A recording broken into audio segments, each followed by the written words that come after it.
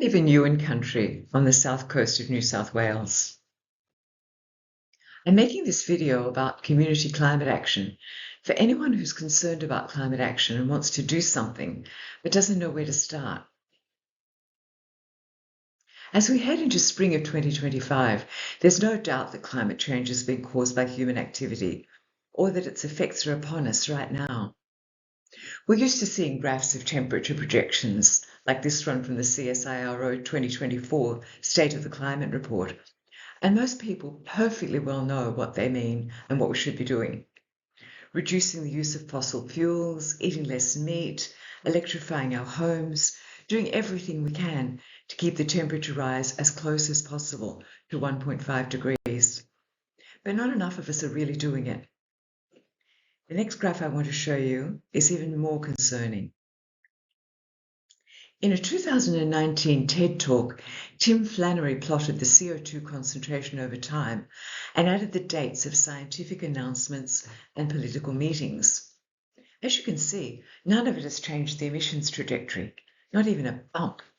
And since this graph was produced, things have not got any better.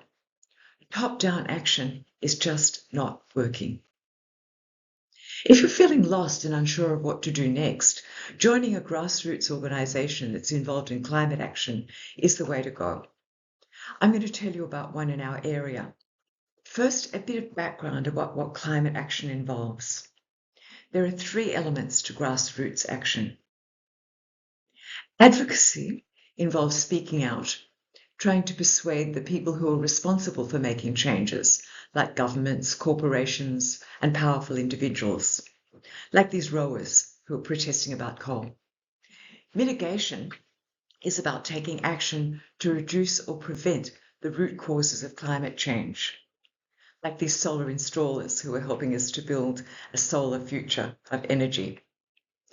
Adaptation is about adjusting to the effects of climate change, focusing on building resilience and reducing vulnerability. For example, these people who are doing an early hazard reduction burn. As things get more extreme, the last of these three becomes all the more important. Now, the organisation I want to recommend to you is SHASA, which stands for South Coast Health and Sustainability Alliance. It's based in Eurobodalla and it's been operating since 2014, when a group of people got together after a climate march and asked the question we should all be asking: what can we do? This is the landing page of their website. You can find it at the address shown on the slide. The range of things they do is impressive. These are the areas covered by their strategic plan. SHASA gets involved with climate advocacy around election time to try to influence the outcome in favour of climate action. They're involved in mitigation, actively promoting solar energy and electric vehicles. But as there isn't time to tell you everything they do, I just want to focus on one aspect of their adaptation work, which helps people survive exposure to extreme heat and smoke. Why is this so important? Well, because the frequency of extreme heat events is increasing. A report has just been released by the federal government Australian Climate Service, stating that severe and extreme heatwave events are projected to double if global warming reaches 2 degrees, and more than quadruple under 3 degrees of warming. The diagram from the Lancet below shows the effect of the heat on the human body. It can easily lead to the failure of critical organs like the heart and kidneys, resulting in death.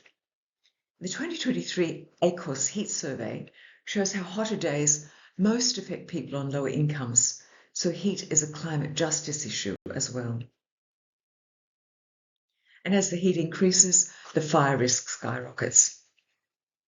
SHASA decided that the best adaptation that could be made was to invest in heat and smoke havens to protect vulnerable people from the effect of heat and bushfire smoke. These are some of the examples of the fire and smoke havens they've created.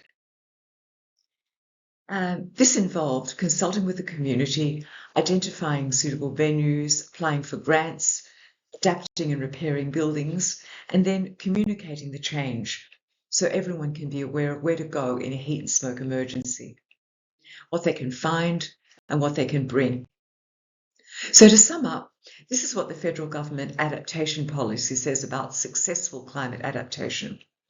It should be place-based, community-led and values-driven, involve everyone, and be underpinned by science and analysis. This is exactly what SHASA does.